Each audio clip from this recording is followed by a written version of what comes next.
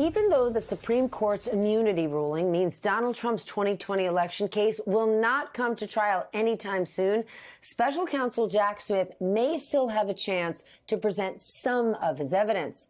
But the former president is reportedly trying to prevent even that from happening. For more, I want to bring in Hugo Lowell, political investigations reporter for The Guardian, and Andrew Weissmann, former FBI general counsel and former senior member of the Mueller probe. Lucky us, he's also an MSNBC legal analyst and a law professor at NYU. Hugo, you must go first. Why? Because you broke this story. What do we need to know? Look, Trump world knows that the potential evidence that could come out of hearings in the summer could be really damaging, especially before the election. And the one thing that the Trump campaign has polled is the January 6th case polls badly. They see that that was their most damaging case politically, and so in many ways they're determined to avoid that evidence from becoming public. And so what the Trump lawyers seem to have settled on in terms of their strategy to avoid it is twofold, as we reported.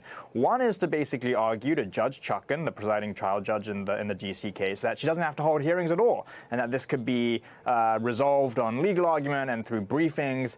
And then if that fails and the special counsel pushes for witnesses, people like Mike Pence, Trump's strategy is then to basically litigate his way through and delay it until after the election. And that will look like executive privilege fights. It will look like trying to get Pence to assert speech or debate clause protection, and then getting other people who are connected to this case, people like John Eastman and people like Mike Roman, who have been charged in Fulton County, to say that they're Fifth Amendment concerns and couldn't possibly testify as to whether, Trump was acting as candidate Trump in a particular instance leading up to January 6th, or if he was acting as President Trump. And of course, the aim is to prevent prosecutors from being able to make that argument, because it's up to prosecutors to show Judge Chutkan that the presumptive immunity for any official acts can be overcome. But Andrew, how's he going to do that? How's he going to honestly challenge testimony from key witnesses like his former VP? What's the legal argument for that?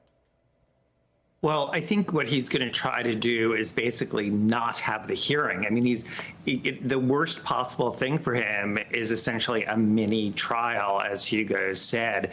The problem, Stephanie, is that the Supreme Court decision, as horrendous and untethered and unprincipled as it is, does say that Judge Chutkan should hold a factual hearing and says the inquiry is fact specific and gives lots of examples of what needs to be determined factually. Well, a factual hearing cannot be decided on the papers. It's something where the government's going to say it is entitled to present witnesses to show why this is appropriate to consider for trial, and it satisfies the various tests that Supreme Court has laid out. And then I also think the issue of executive privilege, which is sort of a fallback argument. I mean, I don't fault Donald Trump's counsel for making the argument, but that's already been litigated with respect to numerous people. Mike Pence, for instance, as the reporting is, has already testified in the grand jury. So the issue of executive privilege is come and gone. So this is going to be, I think, a bit of an uphill battle for Donald Trump, but it's also, really notable that he obviously does not want the facts to come out. I mean, if you thought the facts were going to be good for you, you wouldn't be objecting so strenuously to having this kind of pretrial hearing. But we can't be surprised, right? Any hearing is not going to be good for Donald Trump, and successfully and blocking or delaying has been a huge success for him thus far, Andrew. So wouldn't it make perfect sense that he would go this way? Absolutely. I mean, this is, delay is absolutely the thing to do. But this is one where the language of the Supreme Court case is very much against Donald Trump's position in terms of having a factual hearing. And again, I do think that this, plays, I think, into Joe Biden's hands to say, what are you hiding? In other words, why do you not want to have a hearing where people who are, just remember, these witnesses are going to be Republican witnesses who are all part of his administration, whether it's all the way up to Mike Pence or whether it's counsel in the White House who worked for Donald Trump. That's the kind of information that can now be presented. And so, again, I'm not surprised that he's making these arguments, but I do think it's an uphill battle. Republican witnesses, almost reminiscent of the January 6th hearings. Hugo, do you expect to see Trump use this new strategy in the documents case in Georgia? Yeah, I think for sure in the documents case. Difficult to say about Georgia, but in the documents case, they are already filing briefs saying that Judge Chutkan should accept supplemental authority on several points in light of the Supreme Court decision. Notably, the one thing they're really looking at is Clarence Thomas's line about whether Jack Smith was even lawfully appointed because the special counsel was in Trump's eyes not lawfully appointed by statute. And we went through this argument at a hearing in Fort Pierce earlier, several weeks ago.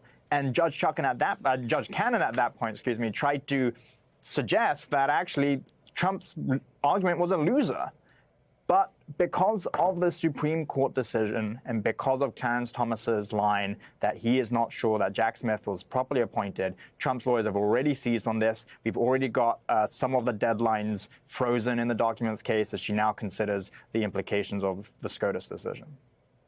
Andrew, I am not letting you leave until we at least touch this other topic. Democrats are now trying to focus voters' attention on Project 2025. We've been talking about it for months. This thing could mean radical changes for the Justice Department and give the president more control than ever. What should we know?